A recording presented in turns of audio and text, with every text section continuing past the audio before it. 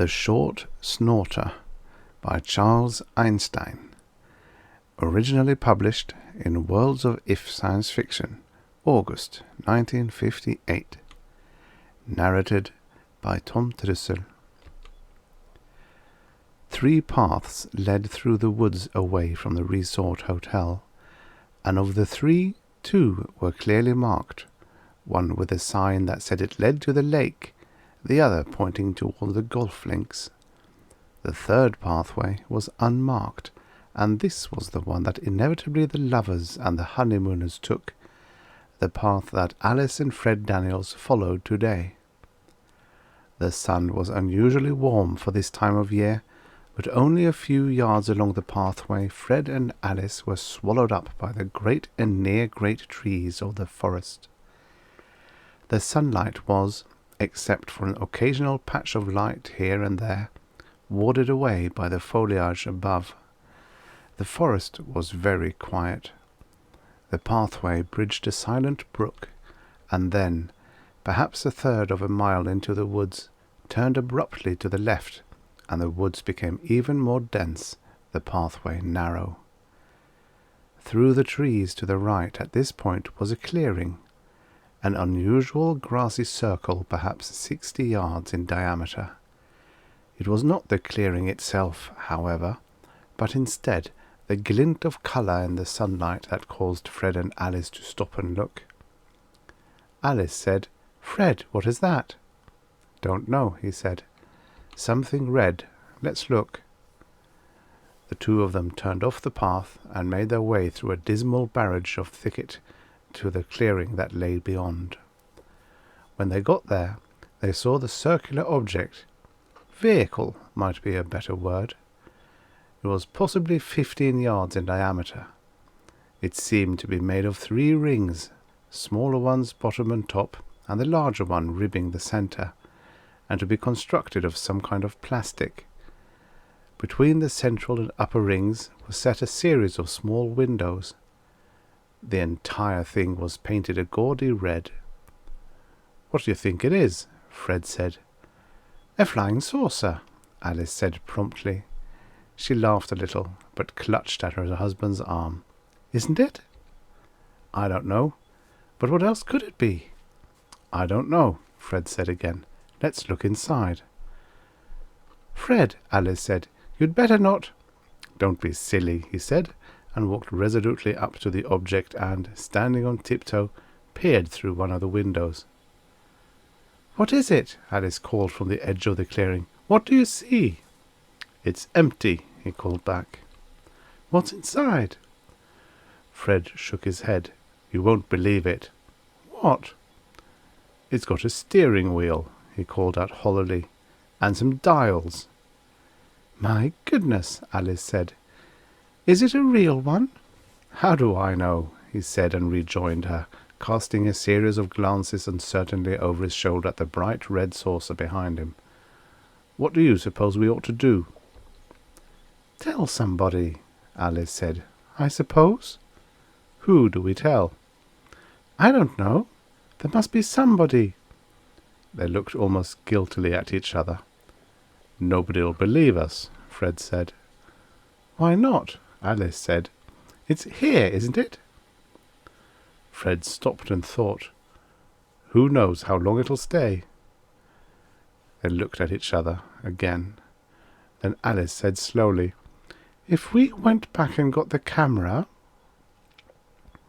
Swiftly they made their way back toward the hotel through the quiet forest.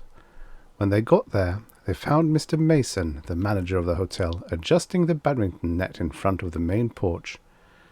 Mr. Mason loosed a ready smile. "How's everything?" he said. "Find enough to do?" "Yes, thank you," Fred said to him. "We were just walking through the woods. We came back for our camera. Then we're off again." Mr. Mason nodded. "Find the saucer?" Fred looked at him. "You mean the flying saucer?" The manager nodded again. "I see you did find it. Good. Take a picture of it by all means. I've already taken a whole batch myself." "You have?" Fred said, frowning. "What's it all about?" "It's a flying saucer," Mr. Mason said, "from Venus. Mr. Steariot, who piloted it, is a guest here. I can introduce you to him if you like. He speaks excellent English." Fred Daniels said, "Wait a minute, you—" "Oh, there's no point in it," Mr. Mason said in a weary tone of voice. "No point in it at all. I took pictures. I tried to get the army up here. I wrote letters." He shrugged expressively. "It's a cynical age we live in, I guess. No, everybody's very polite, but they make it clear they think it's just a gimmick I worked up to get the hotel publicity." He nodded seriously. "The whole trouble's with Mr. Steariot. If he had a light bulb for a head, or 7 legs, or talked funny, why, it'd be a different thing entirely. But he looks and acts just like you or I. Here I've got a legitimate flying saucer sitting on my property, and you might as well try to tell them it's a flying saucer, for all they believe me. Now you two have seen it with your own eyes, and you don't believe it either." Fred swallowed and looked at Alice for a moment. Then he said, "What did you say his name was?" "Mr. Steariot," Mr. Mason said. "Actually, he's just as happy nobody believes he's from Venus. If they believed it, they'd probably lock him up in jail somewhere or impound his saucer. As it is, he says this is the first vacation he's had in years." Mr. Mason looked unhappily about him. "He's probably in the lounge now. Want to meet him?" Fred said dazedly, Come on," Mr. Mason said. "He won't bite you." He led the way up the steps of the porch and into the lounge and over to where a small mustachioed man, wearing eyeglasses and appearing to be in his late 40s, was working a crossword puzzle in the morning paper. "Mr. Steariot," Mr. Mason said, "I should like you to meet Mr. and Mrs. Daniels, also guests here. They've just seen your saucer." "Charmed," Mr. Steariot said, and got to his feet. He shook hands with Fred Daniels. "Are you here for a long stay, Mr. Daniels?" "I'm not sure," Fred said, a little unhappily. "Mr. Mason told us you were from Venus." "I told them about you, Mr. Steariot," Mr. Mason said. "Naturally, they don't believe it any more than anybody else." "No reason why they should," Mr. Steariot said amicably.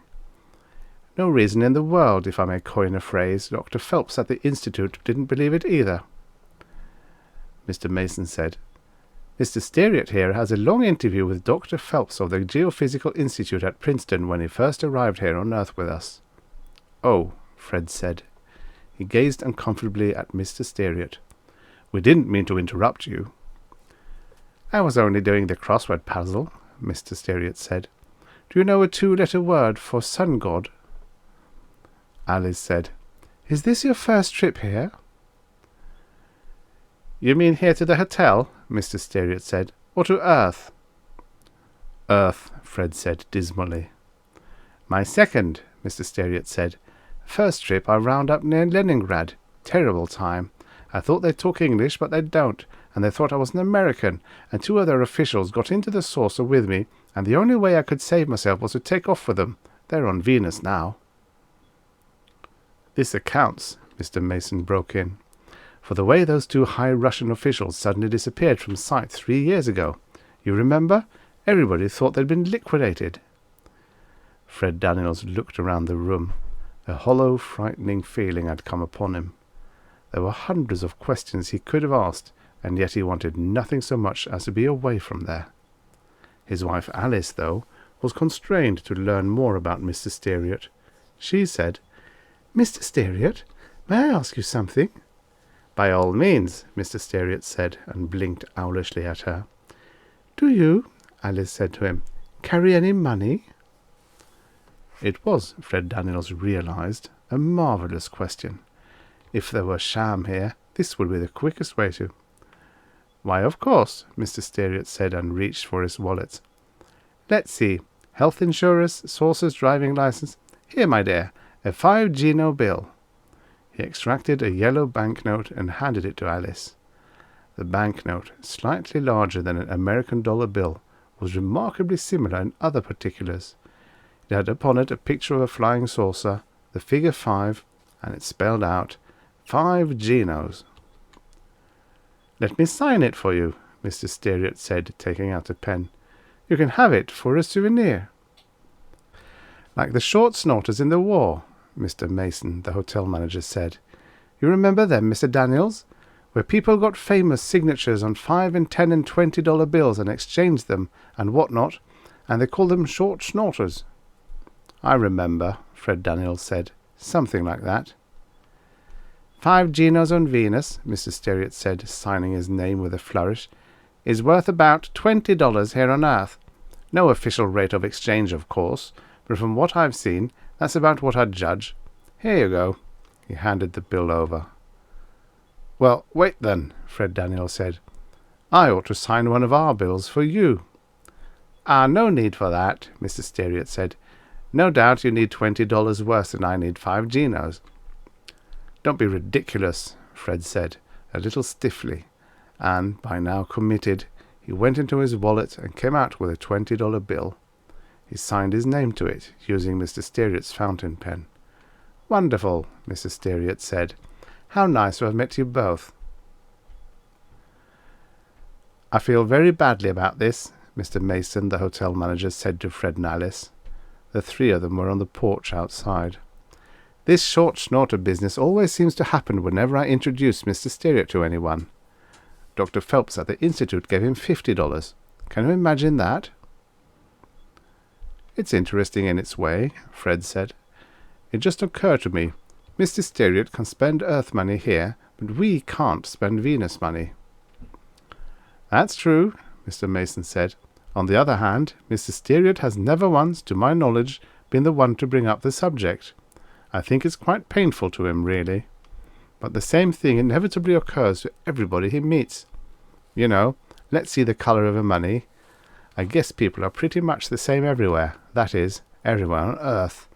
They judge everything in terms of money, including whether you've even been born on Earth. Let's see your money, they say to Mr. Steariot, and out he comes with one of those damned 5 Geno bills, and we're off. You know, Alice Daniels said thoughtfully, in a way it's a lesson, isn't it, Fred? I mean, everybody is money-conscious, maybe too much so. I'm not sorry it cost us $20 to meet Mrs. Steariot. You may be right, Fred said to her. You may be right. Who knows, some day this 5 Geno bill may be very valuable. There you go again, Alice cut in, always putting it in terms of money. But you're the one, Fred said, who thought to ask him about it in the first place.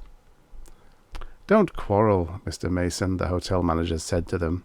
After all, for you it's just a vacation. For me, I've got this man sitting in my lounge day in and day out doing crossword puzzles and trading short snorters with my guests. Nobody really believes he's from Venus. Nobody important, anyway. It's a little frightening when you're trying to run a happy hotel. Sometimes I wish he'd go back to wherever he came from. Well, Fred said, he's bound to leave one of these days. Maybe, Mr. Mason said doubtfully. Offhand, though, I'd say the way he's taken it in, he can't afford to.